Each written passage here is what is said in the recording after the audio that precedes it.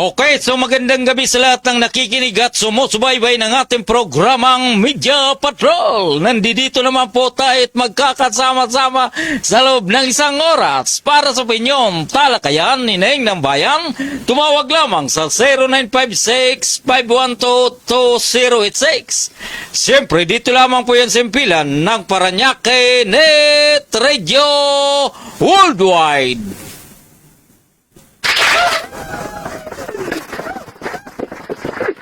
Luzon, Visayas at Mindanao, ito po ang inyong lingkod.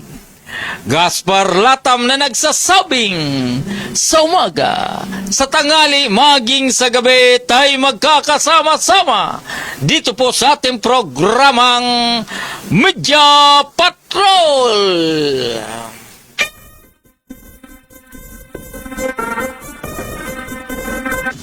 Ngayon po ay July 2, 2026, Thursday.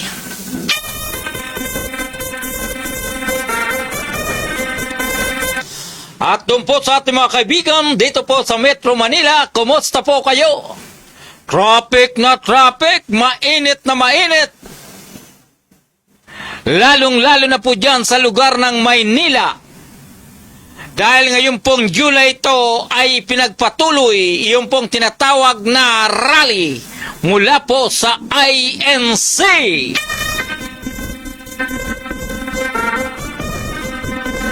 At doon po sa ating mga kababayan na kasama po sa rally, yung pong naglalabas ng kanilang mga saloobin.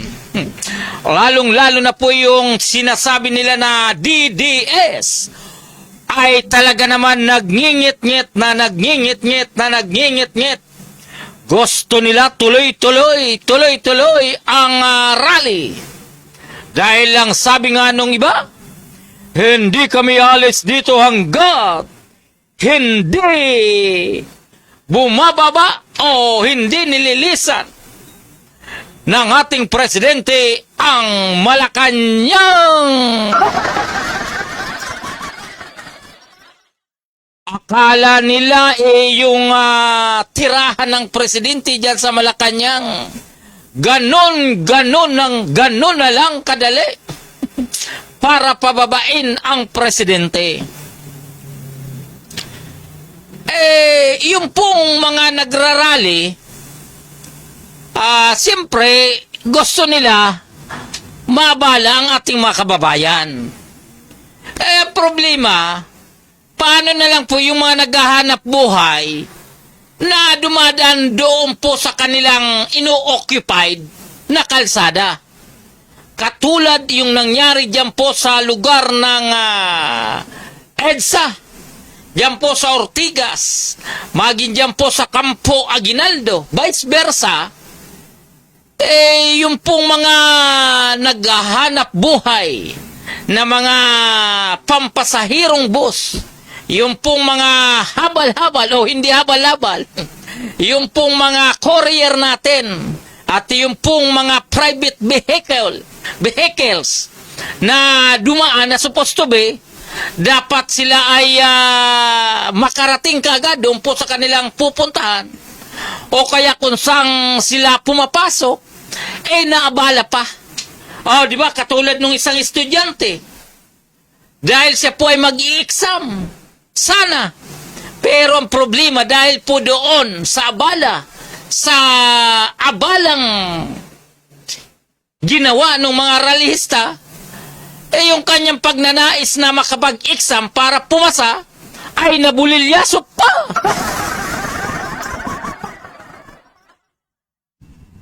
Di ba?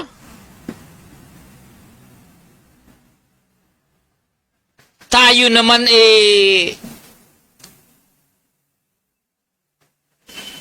hindi na tayo bago sa usapin ng People's Power 1986. Naganap ang kauna-unahang pagpapatalsik nung dating presidente na si Pangulong Ferdinand Marcos Sr. Ngayon, 2026 ang kasalukuyang nakaupo, President Ferdinand Bongbong Marcos Jr. At ang mabigat po rito, yung mga nagngingit-ngit, yung mga didilis, at saka yung mga miyembro ni INC, ang ibinoto nila nung nakarang eleksyon noong 2022 ay walang iba, yung inaakusahan di umano na hari ng korupsyon. Masalimuot ang takbo ng panahon. Masalimuot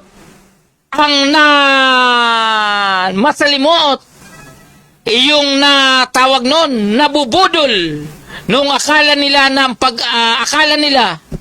yung sinuporta nila ay pag-asa ng inang bayan.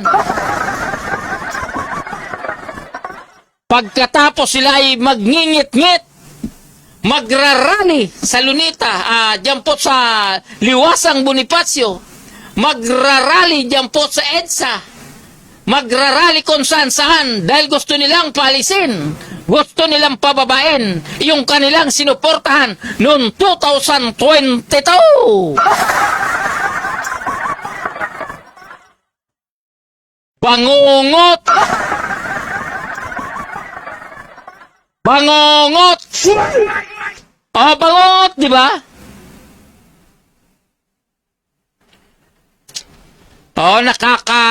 Nakakainit ng ulo paminsan-minsan kapag ganito ang nagiging takbo ng mga grupo na ang gusto nilang pababain yung kanilang pinagmamalaki during the election period, campaign period, noong 2022.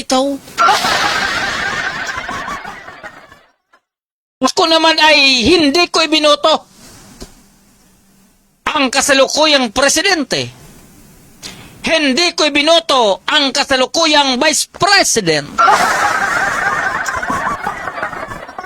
Pero nanaisin ko pa na siya po ay patapusin na lang sa 2028. Di ba? Eto si Sara, nasa hot seat dahil may kasalukuyang ginagawang impeachment laban sa kanya. Hindi naman sana ito mangyayari kung ang kanilang mga kakampi ay hindi nagpapasaway. Di ba? Ako kung ako lang tatanungin, gusto ko itong dalawa na to makatapos ng kanilang termino sa 2028. Di ba? Sila po ay magtatapos by June 30, 2028. Ganon din po ito si Pangulong Ferdinand Marcos Jr. Instead na kayo po ay ngit-ngit, rally ng rally, sira dito, sira doon, katulad ni Tinke, mas maganda po na maging tahimik ang ating bansa kung itong mga halal ng taong bayan ay patapusin na po natin sa kanilang termino. Total, wala naman silang re-eleksyon Katulad po ni Pangulong Marcos, ni Bongbong, sayaw sa gusto niya, bababa siya bilang presidente sa 2028. Ang tanong, bakit hindi nyo na kayang patapusin? 2 taon na lang, tapos na yan 2 taon na lang, hindi pa ba kayo makapagtiis? Di ba? Kahit sa kayo rally ng rally, magbibit-bit kayo ng mga taga iba-ibang lugar. Ang binibit-bit nyo, nangangailangan din po yan ng pagkain. Umaga, tanghali, gabi. At may mga kasama pang bata. Di ba? Tama yung isang post na nakita ko. Yung pamilya, bibit-bitin nyo sa rally. Kasamang anak, kasama asawa, kasama pamilya. Sila ay nabibili doon sa initan, sumisigaw. Samantalang, yung mga matataas na opisyalis ng organisasyon, doon po sila pasarap-sarap sa mga mamahaling hotel o kaya sa mga magagandang bahay habang sila pinanonood kung gaano na karami ang tao diyan po sa Liwasang Bonifacio o kaya doon po sa EDSA.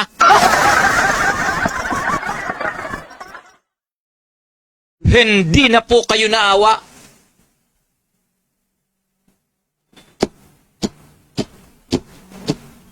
Oh, di ba? Yung tungkol naman sa kaso. Kaso ni di umano kakasuhan ng plunder. Ito pong si Marcolita. Sabi nyo nga, ang batas, ang hostisya sa ating bansa, pantay-pantay. Kung wala siyang kasalanan, dahil magaling naman na abogado yung si Marcolita, kaya niyan ipagtanggol ang kanyang sarili, bakit hindi nyo napagbigyan niyan si Crispin Remulla? Oh, di ba? Ombudsman po yan.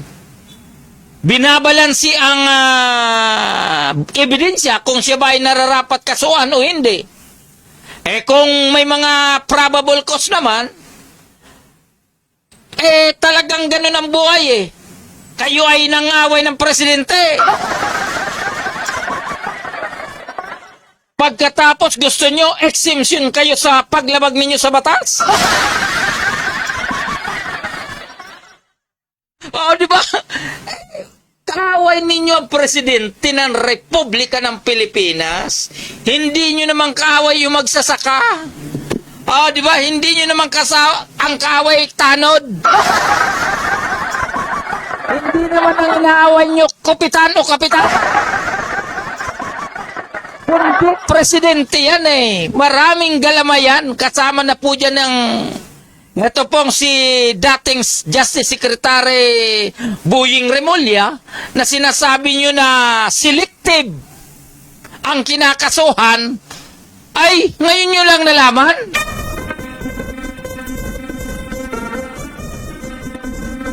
Ibig sabihin, ngayon nyo lang nalaman. Di ba kita nyo? Yung kaso ni Chis Escudero, yung kaso ni Etesda Joey Villanueva. Ang hangad lang naman ng ating presidente, sana mapanagot di umano ang mga violators o naglumalabag sa ating batas. Pagkatapos magbibintangan nyo ang Pangulo na siya ang hari ng mga hari.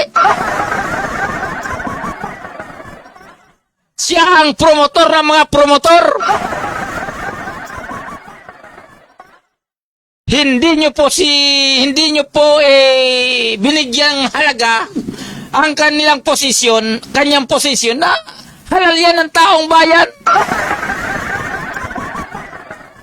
Halal po yan ng mga nangaaway sa kanya ngayon, lalong-lalo na ang kanyang kapatid ni Samanay Aime. Ang sabi ni Manay Aime, may gobyernong bangag. Kung totoo ang sinasabi mo, isa ka rin sa salarin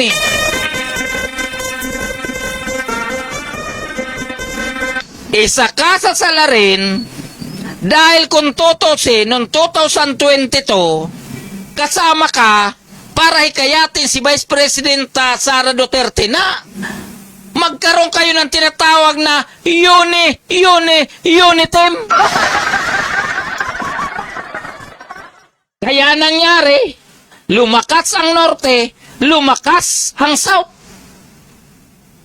Pagdating sa dulo, panalo kayo.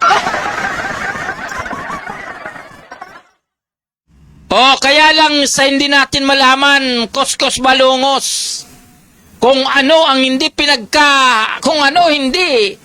hindi na pagkasunduan sa hatian. O, di ba? Magkasundo kayo during election time.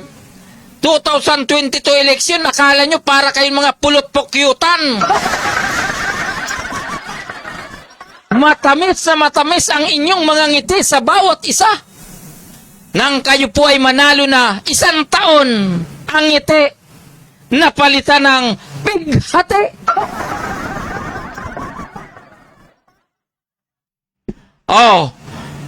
Kaya po ako nananawagan. Wala po akong pinapanigan sa inyo. Ako po ay panig doon sa naaabala ninyo. Ako ay panig doon sa inyong naaabala lagi kapag may rally. Yung mga kawawang kababayan natin na umaasa lamang na kumita ng 500, na kumita lamang ng 600 isang araw, naaabala pa o nawawala pang kanilang kita dahil sa ginagawa niyong abala diyan po sa kalsada. Doon po sa mga DDLS o DDS, doon po sa mga BBM supporters at iba pang sympathizers against sa kasalukuyang gobyerno. Direktahan po tayong sasabihin ko sa inyo,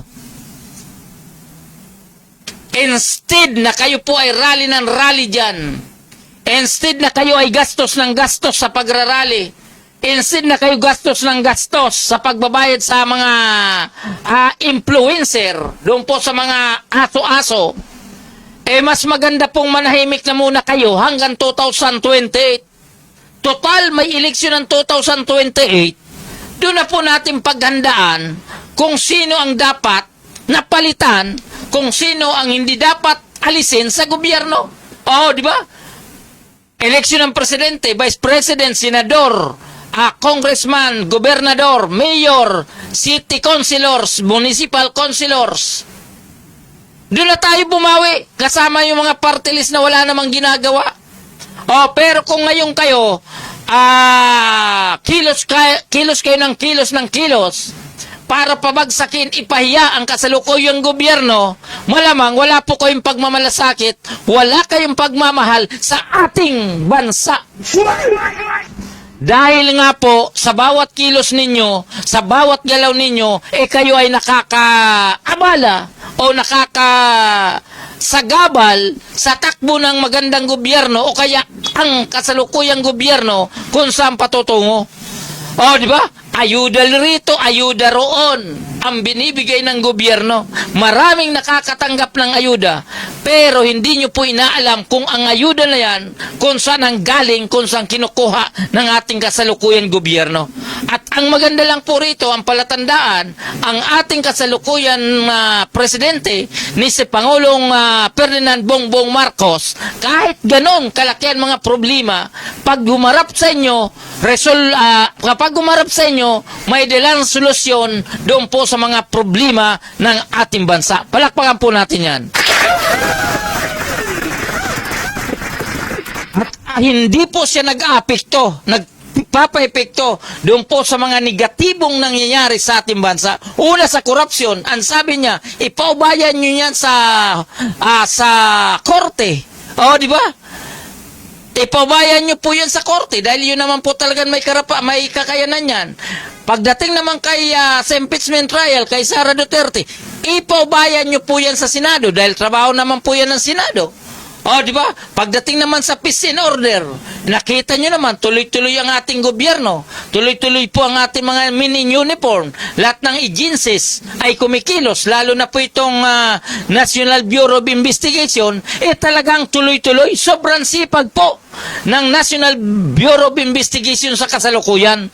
Lalong-lalo na po kung may kinalaman dyan po sa pagtakas ni Bato.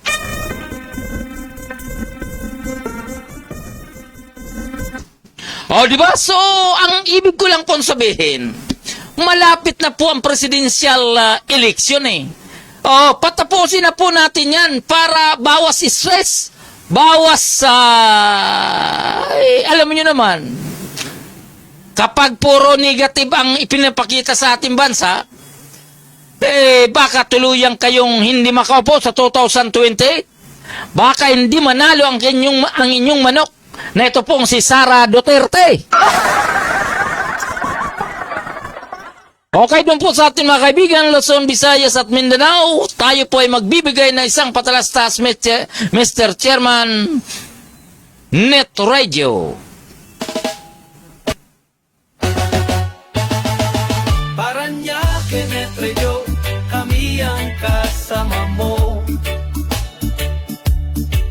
Hatid ay saya't kwento sa bawat panin ng mundo. Kasama si Gaspar Latam, tagapagbalik ang tapat. Laging nasa ere, serbisyo ay sapat. Oh, Paranaque Net Radio Worldwide, boses ng bayan, boses ng mundo. At kasama si Gaspar Latam, laging handang magatid ng totoo sa himpapawid. Boses ay malinaw, balita't musika sa puso'y dumadlaw. Mula sa bayan ng Paranaque hanggang sa dulo ng mundo, dalay pag-asa at ngiti.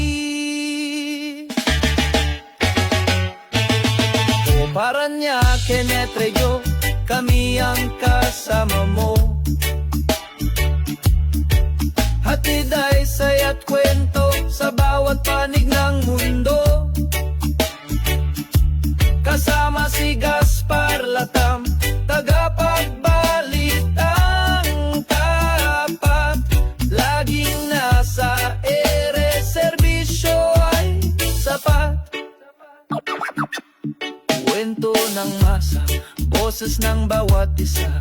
Makulay na buhay dito ay nagsasama. Walang hadlang, oras o distansya. Basta't neto'y bukas, abot namin ang lahat. O Paranaque Net Radio, kami ang kasama mo.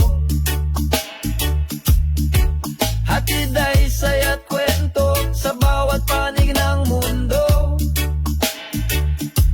Kasama si Gaspar Latam, tagapagbalitang tapat. Laging nasa ere, serbisyo ay sapat. Kung Paranaque Net Radio Worldwide, boses ng bayan, boses ng mundo. Pagkasama si Gaspar Latam, laging handang magatid ng totoo.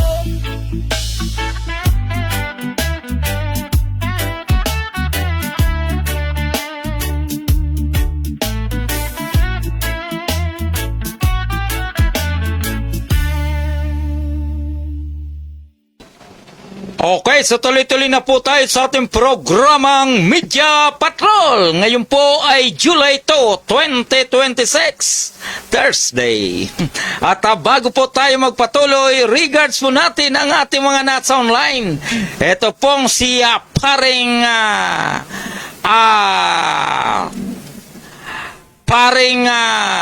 Ramil Obra. At ganun din po si paring, ito pong ating napakasipag, napakagaling, talagang maasahan na EBC President ng lungsod ng Paranaque, na ito pong sikap EBC President Noel Haplos. And of course, ito pong ating kaibigan na si Noli Ferrer ng Public Information Office. Regards ko po kayo at saka yung pang ibang nasa online. Magandang gabi po sa inyong lahat. At dadako na po tayo dito sa lungsod ng Paranaque. Sa totoo lang ang lungsod ng Paranaque, at ganoon din po pala ang ating kaibigan na ito pong si Nilo Stanislao. At batid po natin na palagi nating kasama yan. So regards ko po kayo. Alam niyo po, kanina nagkaroon po ng quarterly meeting. Yung pong ating mga samahan ng mga kagawad, barangay kagawad, dito po sa lungsod ng Parañaque, sa 16 na barangay ng lungsod. At ang maganda po rito, ito po ay pinangunahan ng Barangay Operation Office sa pamuno po ni Mr. Juancho Pajardo.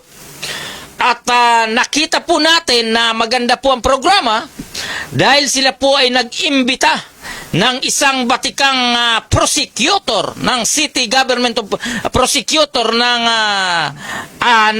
regional trial court ng lungsod, na kung saan tinalakay yung tungkol po doon sa usapinan na Republic Act 9165 na nakatutok po sila doon po sa Section 21. Ano po ba itong Section 21, di ba? Di ba? So ito po ay komposisyon na. Kung tutusin doon po sa usapin ng tinatawag na isolating witness, sa pagitan po ng mga tinatawag na halal ng taong bayan, o yung tinatawag na sabihin natin na sila po ay kasalukuyan na nakaupo, kailangan sila ay required na sila po ay mag-witness o magtestigo doon po sa mga nakukuhaan ng illegal na ipinagbabawal na droga. At ako naman po ay nagpapasalamat sa effort ng ating lokal na pamahalaan, siyempre, sa pagitan po ng Parañaque Anti-Drug Abuse Office and of course ng Barangay Operation Office, at ganoon din po yung liga ng ating mga barangay kagawad na magkaroon ng ganon. At maganda po roon, dumating po ang ating city director, na ito pong si Director Jan Vizca. At ganoon din po yung pong ating mga mini-uniform sa panguna po ni Police Lieutenant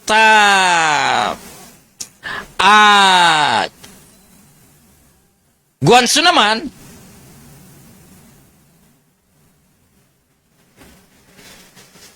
Ay naging maganda po yung flow o yung discussion tungkol po doon sa usapin ng isolating witness. At gusto po natin bigyan pansin o bigyan ng sabihin po natin, bigyan natin ng diin kung gaano po ba kahalaga ang pagkakaroon ng tinatawag na isolating witness, kasama na po doon ang miyembro ng media. So tayo po ay nagsusumikap, tayo po ay nagpupursige na hanggat maaari tayo po ay makatulong sa komunidad. Makatulong sa ating komunidad sa usapin ng peace and order, lalong-lalo na po doon sa usapin ng ipinagbabawal na droga. Ito po ay hindi talaga simpleng problema. Dahil ako nga po, sabi ko sa inyo, pinanganak ako nung panahon ni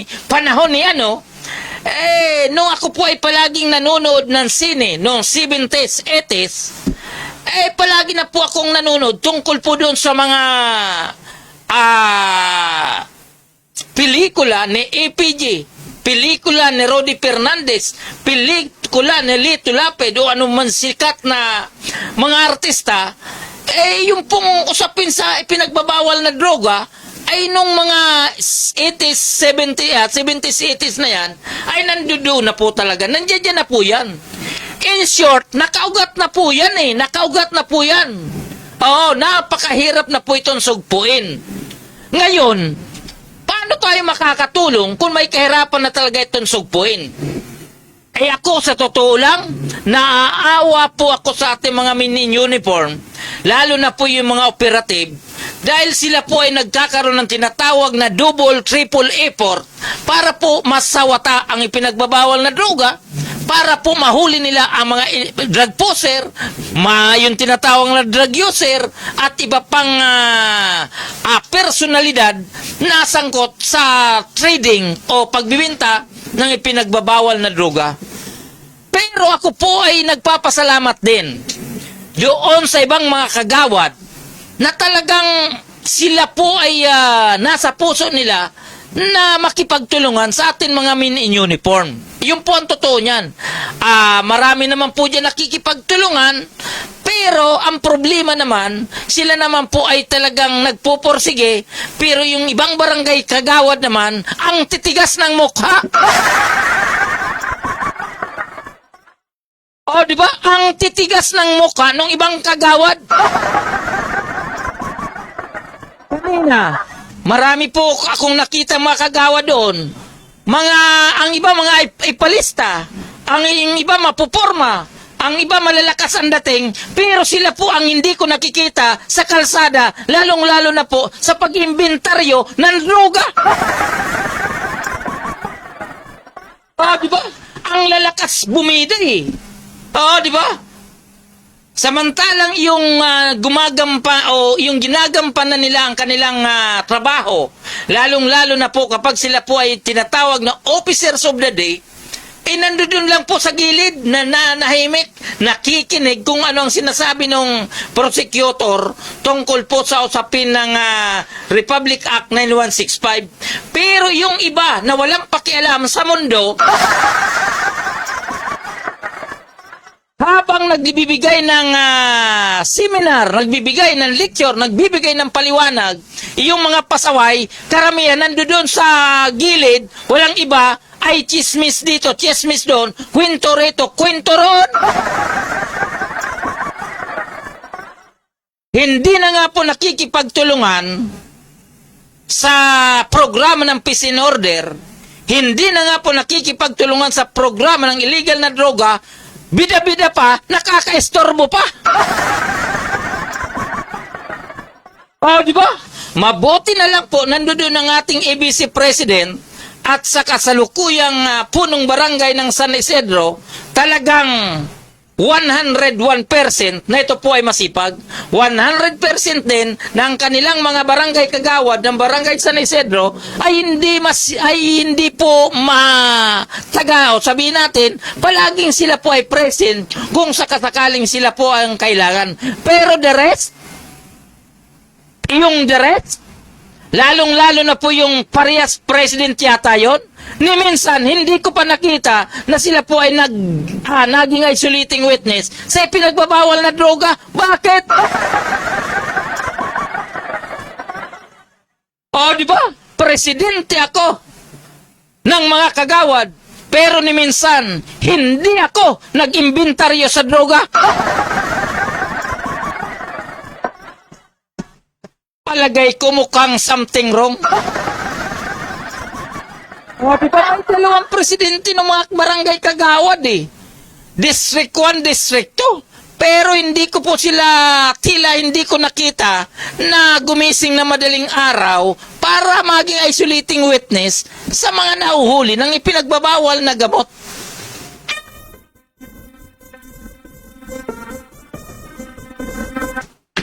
Diba? So, masakit sa loob ang ganon. Yung mga mini-uniform nagsusumikap. Yung ibang kagawad nagsusumikap, double effort. Yung mga kagawad ng media minsan galing pa ng Pasay. Magkakaroon ng inventory sa lugar ng Sambali. Magkakaroon ng inventory sa lugar ng San Martin de Porres. Magkakaroon ng inventory sa lugar ng Marcelo Green. Magkakaroon ng inventory sa barangay B.F. Homes. Minsan pinaghihintay pa ng 1 o 2 oras.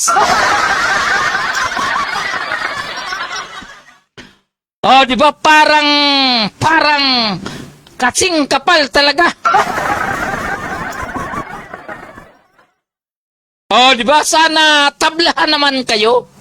Kayo naman ay lingkod bayan eh. Kung may problema kayo internal, kayo naman po, ang sabi nga po ni Director Jan Bisca, kayo ang tagagawa ng batas sa inyong barangay.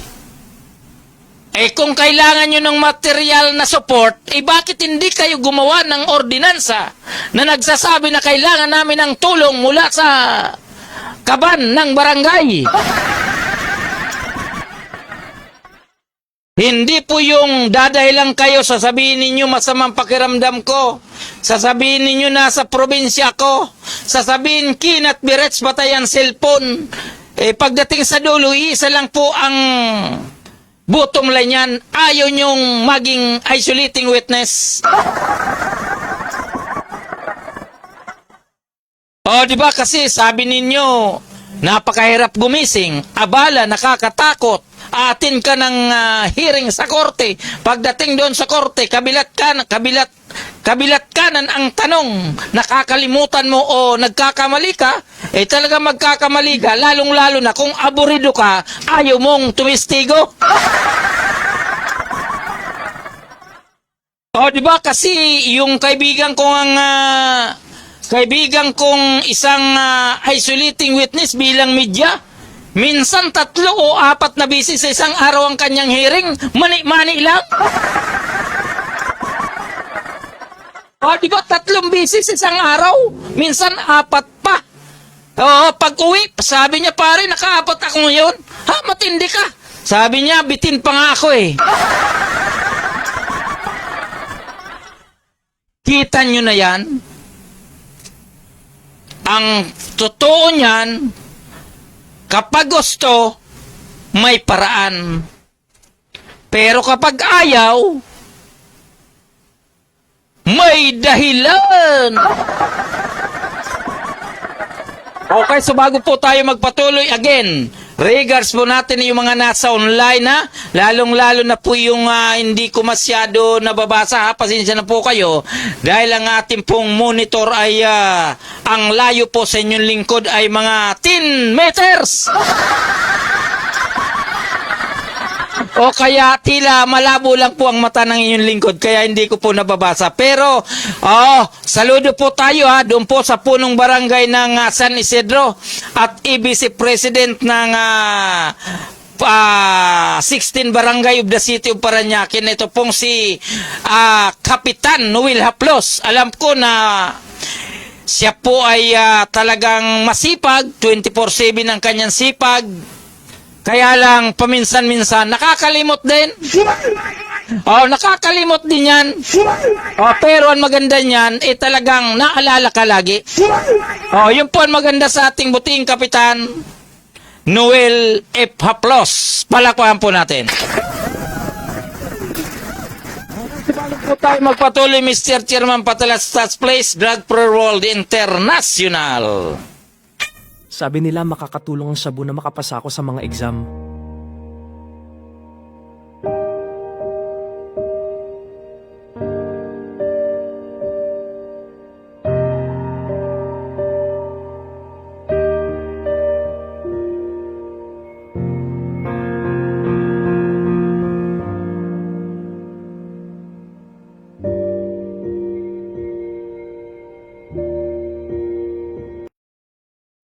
Sabi nila kung gagamit ako ng coke, makakapag-party ako buong magdamag. Ang ganda. Salamat, ma'am. Sige, anak. I love you. Mag-enjoy tayo mamaya. Okay ka lang ba? Oops, teka!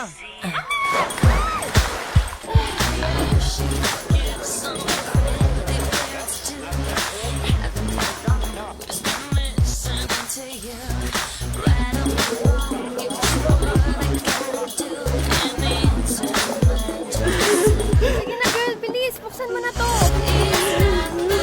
Ayoko.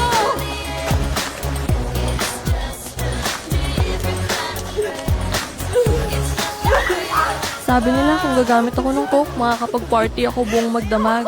Nagsinungaling sila. Alamin ang katotohanan tungkol sa cocaine. Drug-free world.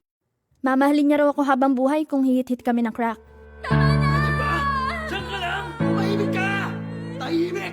Wala kang kwenta! Isa ka lang! Mahal kita! Tumigil ka sabi! Tama na! tumulong.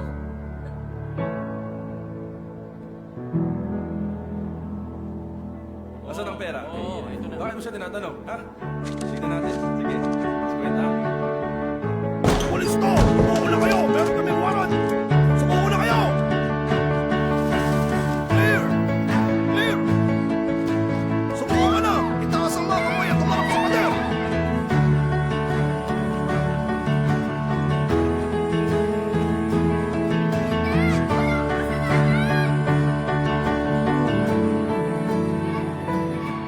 Mamahalin daw niya ako habang buhay kung sasabayan ko siyang humit-hit ng crack. Nagsinungaling siya. Alamin ang katotohanan tungkol sa crack. Drug-free world. Sabi nila hindi raw ako maa-addict pagkatapos ng unang tira. Hoy! Tingnan!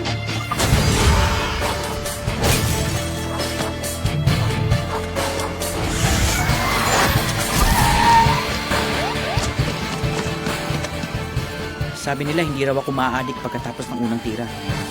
Nagsinungaling sila. Alamin ang katotohanan tungkol sa mga droga. Drugfreeworld.org.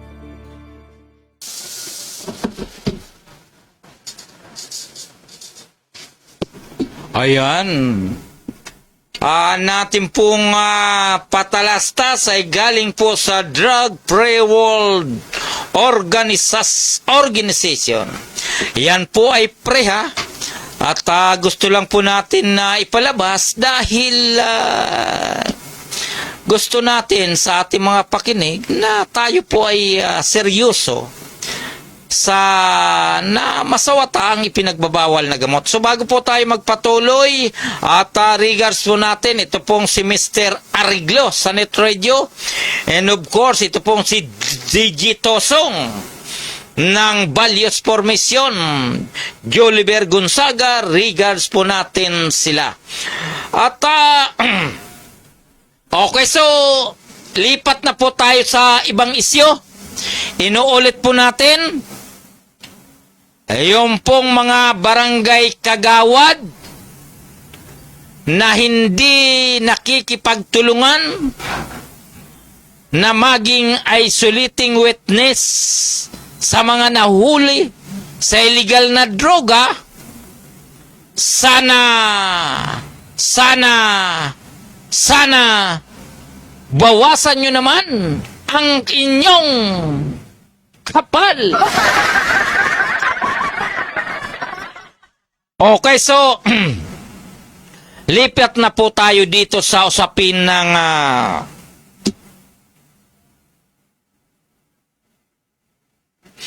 barangay eleksyon. So, sa kasalukuyan, marami na, lahat naman po sila ay nakaupo sa kasalukuyan. Mula po dito sa Luzon, Visayas at Mindanao, tayo po ay may kapitan, may barangay kagawad, may sangguniang chairman, may sangguniang kagawad. Nakakalungkot dahil maging ito pong si Secretary John Vic Remulla ng DILG, minumungkahi niya na hanggat maaari kung kaya lang namang buwagin ang sangguniang kabataan, ay sang-ayon siya na buwagin na ito eh. Siya nga po ang nananawagan. Dahil sa maaga di umano ng kanilang edad, marami ng mga kadahilanan na hindi po talaga totally nila nagagampanan ang kanilang tungkulin bilang SK chairman at SK kagawad.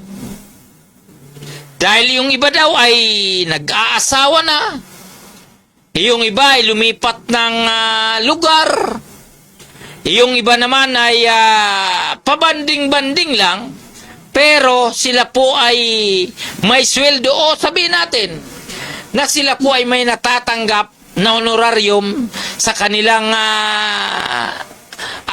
tungkulin naman. Ako po ay naniniwala na yung pong mga sangguniang kabataan na yan, sa mura ng kanilang batang kaisipan, kaya naman po nilang maging matuwid sa usapin ng serbisyo publiko bilang kabataan. Ganon din po sa usapin ng pananalapi. Pero ang problema, kapag sila po ay nangangampanya sa kanilang pagkakandidato, sila po ay may tuturing natin na magaganda po ang kanilang pananalita, na tila sila po talagang pag-asa ng ating bayan, pag-asa ng mga kabataan. Pero along the way, habang sila po ay nanunungkulan na bilang chairman, bilang SK Kagawad, doon na po nagkakaroon ng problema. Ultimong compliance sa kanilang mga ginastos sa pagsasubmit sa Commission on Audit o ano pa man departamento na dapat nilang isubmit ang kanilang liquidation, minsan nahihirapan na sila. Sa usapin ng division, basic naman yan, nahihirapan na po sila. Lalong-lalo na po sa multiplication, maging sa division, na sinasabi nga nila, 1 minus 1, na nagiging equals to na po yan. Malungkot, mga basic na computation, basic na compliance, nahihirapan na po sila dahil di umano sa usapin ng korupsyon.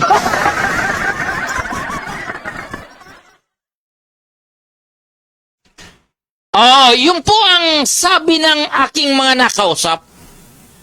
Kasi dito po sa Metro Manila, lalong-lalo na po doon sa mga mayayamang barangay, katulad po ng Bel Air sa Makati, Magallanes, sabihin natin, Evangelista, Pio del Pilar, kung ano pang mga mayayamang lugar sa Makati, milyon po ang budget ng Sangguniang Kabataan. Halimbawa, sa isang barangay ay may 200 million ang kanilang budget within 1 year, so automatic may 20 million po silang budget sa barangay level dahil may tinatawag po silang 10% allocated for Sangguniang Kabataan. So, hindi po ito naka-okay o sabihin natin, hindi po ito plastado sa Makati. Anywhere, everywhere naman na mayayamang lugar, kasama na po rito ang lungsod ng Parañaque. Ang lungsod ng Parañaque, malaki po ang lugar, pero may 16 na barangay lang po ang lungsod ng Parañaque. In short, may Sangguniang Kabataan chairman na 16 at saka po yung mga kagawad ay kumpleto po sila eh. So kung ang bawat barangay, sabihin po natin, estimated na lang, bawat barangay may 100 million ang kanilang yearly budget, automatic po na sila po ay may 10 million din para sa barangay sa Sangguniang Kabataan. So kung tutusin, dahil ang ating mga kabataan naman, lahat naman po ito nag-aral, ang 10 milyon na yan, kung talagang gagamitin ninyo ang inyong pinag-aralan sa tamang computation, malamang hindi po kayo mahihirapan. Nahihirapan po ang ating mga Sangguniang Kabataan sa likwidasyon dahil di umano sa usapin ng korupsyon.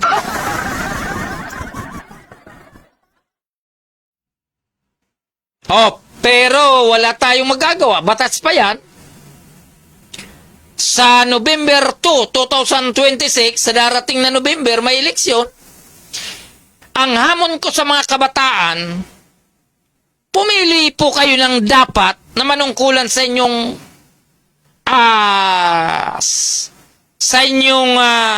side naman, dahil kapag kabataan, dapat ang mga proyekto nito ay talagang nakadesign para sa mga kabataan.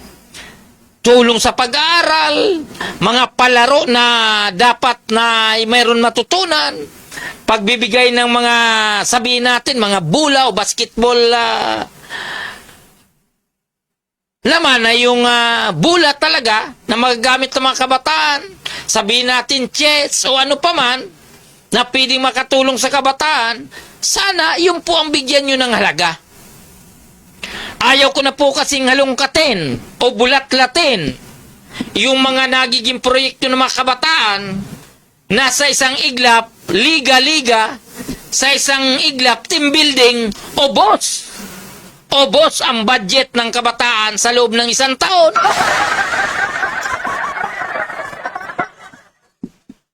Oh, di ba nangyayari po yan eh?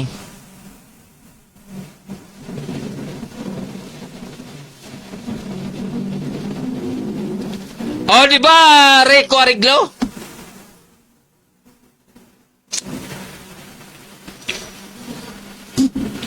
Nakakalungkot po dahil hindi ako sang-ayon na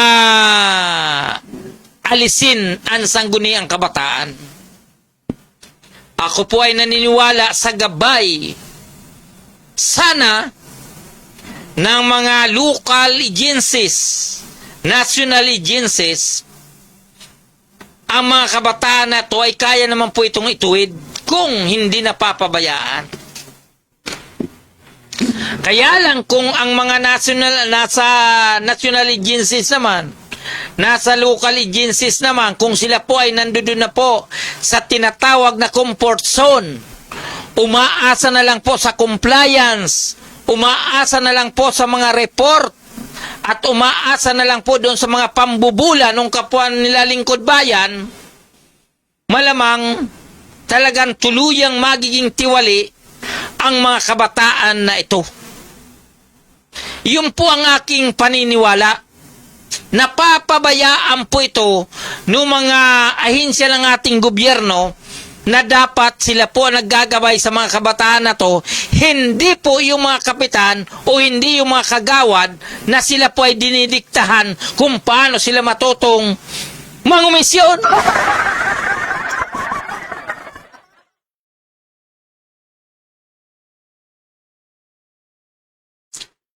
Oh, di ba? So, sana mga kabataan, sana pumili kayo ng nararapat na maging sangguniang chairman, maging sangguniang kagawad, dahil napakahalaga po ang papel ng mga ito sa ating komunidad. Okay? Gaspar, bakit ang tinatalakay mo yun sa mga kagawad at sa chairman? Bakit hindi mo talakayin ang mga kapitan at mga kagawad ng barangay?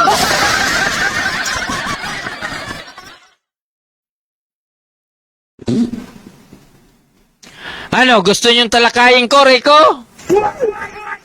Ito pong si Joliver Gonzaga ng Balyos.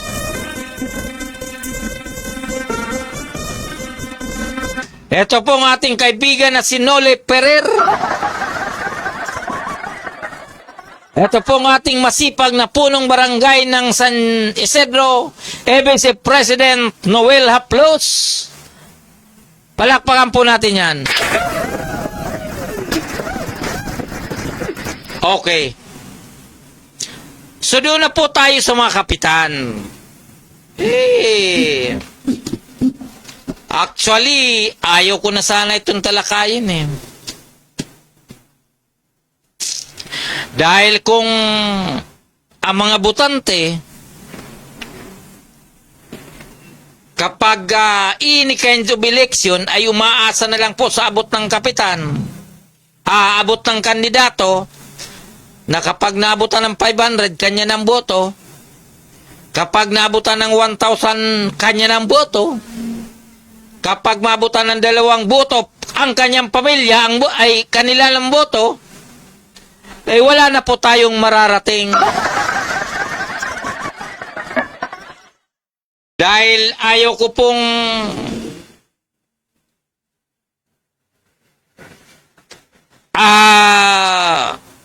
tuligsain pa dahil sa laki ng ginagastos ng isang politiko, maging ito po sa barangay level, lalo na po yung mga kapitan na gagastos ng sobra-sobra, wala tayong magagawa doon, galante.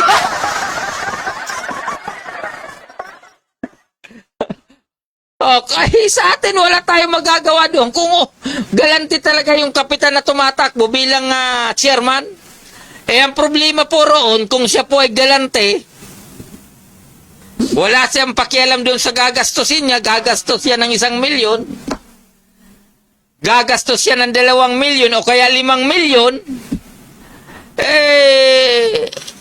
sana walang bawian. Dahil nakakatakot kapag gumastos ang isang kapitan na 5 milyon. Ngayon pa lang, baka yung inabutan ng 1,000 at 2,000, sasabihin, tatanggapin ko na ito kasi alam ko magnanakaw ka lang naman pag ikaw nakaupo.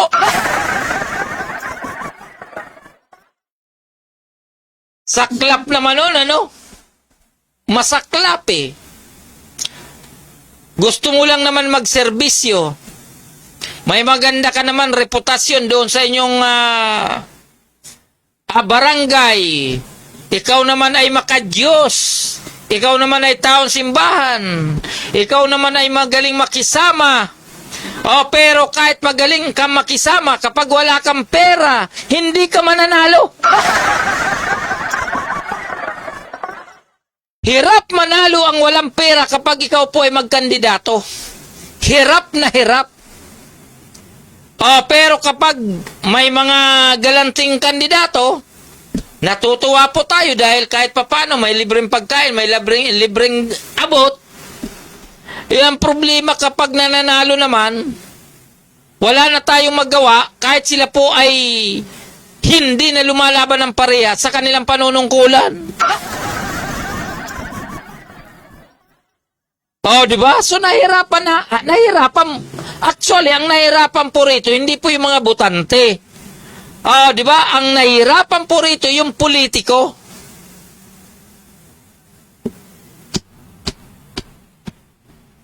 Ang nahirapan po rito, yung mga politiko. Dahil kapag gusto mong manalo, yung nakausap ko nga ang isang kapitan, sabi niya, pare, ako ay independyente. Wala akong kapitan, wala akong mga kasama. Pero gusto kong manalo, pati yung ari-arian ko na nasa gitna ng dagat, ibinenta ko na.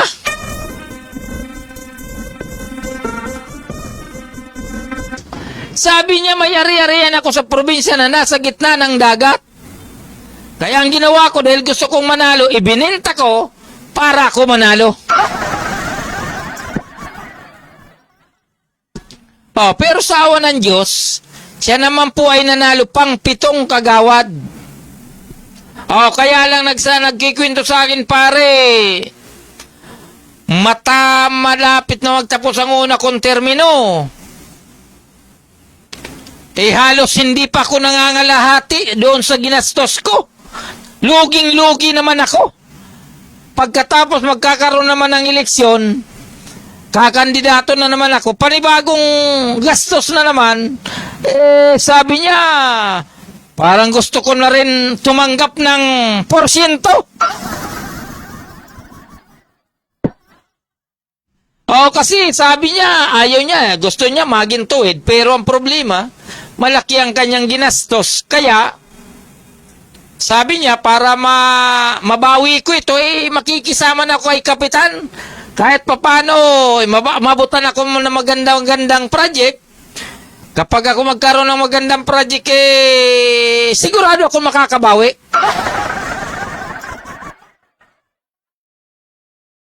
Kaya maituturing natin na bottom line, ang nagtutulak doon po sa mga nanunungkulan, yung pong mga butante mismo dahil sa laki ng ginagastos sa pangangampanya para lamang manalo.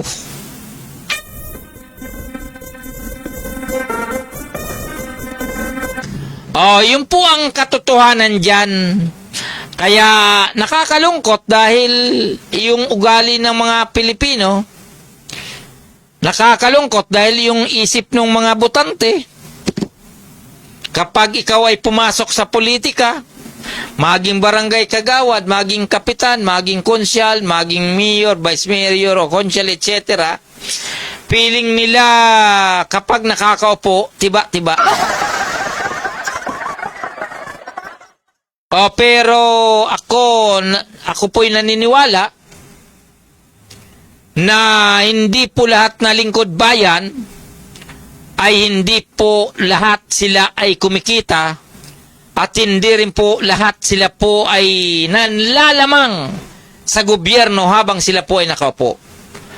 Di ba? So ayaw kong tanggapin ang katotohanan na lahat hindi po ganon. Talagang may matuwid pa rin hanggang ngayon.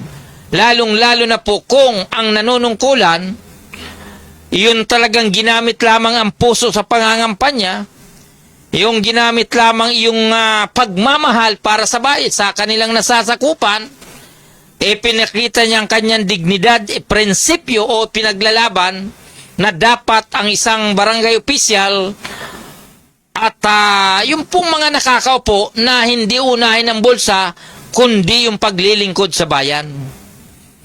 Ayaw po natin sabihin na si Kagawad, dati wala namang kotse yan. Dati wala naman magagandang gamit yan, walang mga ari-arian, pero nung maging Kagawad, naging maganda ng kanyang buhay. So ayaw kong sabihin na galing po yun sa kanilang panunungkulan, bagkos mas gusto kong sabihin na sila po ay nagkakaroon ng extra effort. Oo, ganun din po siyempre doon sa mga kapitan. Hindi mo naman po natin pwedeng sabihin na sila ay hindi lumalaban ng parehas.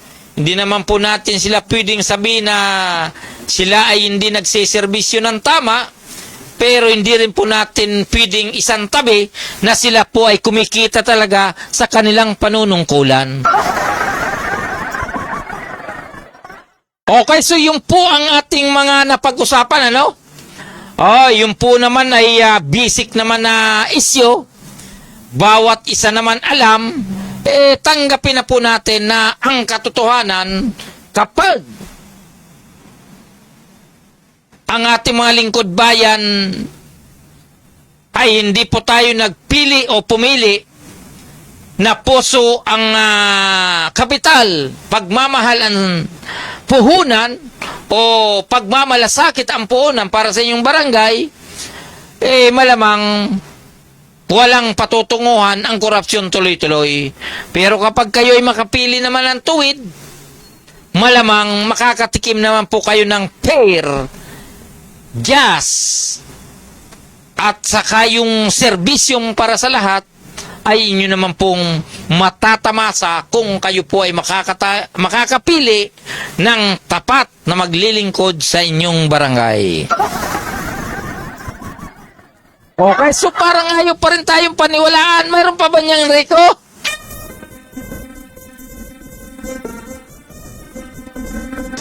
Okay, so malapit na po tayo magtapos. Ang oras po natin ay ganap ng alas 9:52 ng gabi. Dito lamang po yan sa impilan ng Paranaque Net Radio Worldwide. So, at tayo naman po ay tuloy-tuloy na nagmumonitor sa mga kaganapan dito po sa lungsod ng Paranaque. At sabi ko nga po, tayo naman ay gala. Tuloy-tuloy po tayo naghahanap ng mga balita dito po sa ating mga kapaligiran. At yung pong ating mga kasama dyan po sa Cavite, Laguna, Batangas, dyan po sa Calabarzon, dyan po sa Camanaba, maging dito po sa Rizal, lalawigan ng Rizal, and of course dito po sa lalawigan ng Bulacan, Pampanga, Nueva Ecija, Pangasinan, hanggang dyan po sa lungsod ng Baguio. Regards ko po kayo. So, at yung pong ating mga kasamahan dito po sa City Government of Paranaque, regards ko po kayo. At batid po na talagang ang lungsod naman ay tuloy-tuloy na umangat. Ang mga serbisyo ng mga ating lokal ay tuloy-tuloy mula po sa peace and order, sa cleanliness and sanitation, doon po sa mga basic services, ganun din po sa mga paaralan, ano? So talagang sabi nga po kung sa usapin ng serbisyo ay angat ang lungsod ng Paranaque. Ngayon, kung may pagkukulang man naman, sana po yung ating mga department heads, kilos-kilos naman po tayo. Kung tayo po ay may tinatawag na annual investment program naman, sana kung ano po yung nasa EIP sana yun po ang inyong ipatupad. Iwasan nyo naman po sana na ang EIP nyo nandito sa annual investment program, ganito ang nandito, pagkatapos idadivert ninyo kung ano-anong programa na wala po kayong ibang inisip kundi kumita. O, di ba? Yun naman po ay sa usaping katotohanan. O, di ba? Sana naman yung pong ating mga departamento naman, isipin po natin kung ano talaga ang tunay na kapakanan. Wag po tayong magbibigay ng mga budget sa ganito-ganire. Pagdating sa kalagitnaan, idadivert ninyo sa iba, ibang usapan po yan. Yung po ay may tuturing natin na diversionary tactic para kayo po ay kumita. Okay, doon po sa atin mga kaibigan, Luzon, Visayas at Mindanao. Ito po ang inyong lingkod, Gaspar Latam, na nagsasabing sa umaga, sa tanghali, maging sa gabi, tayo magkakasama-sama dito po sa ating programang Media Patrol. Ngayon po ay July 2, 2026, Huwebes. Bye-bye! Bye-bye! God bless us all! Bye-bye!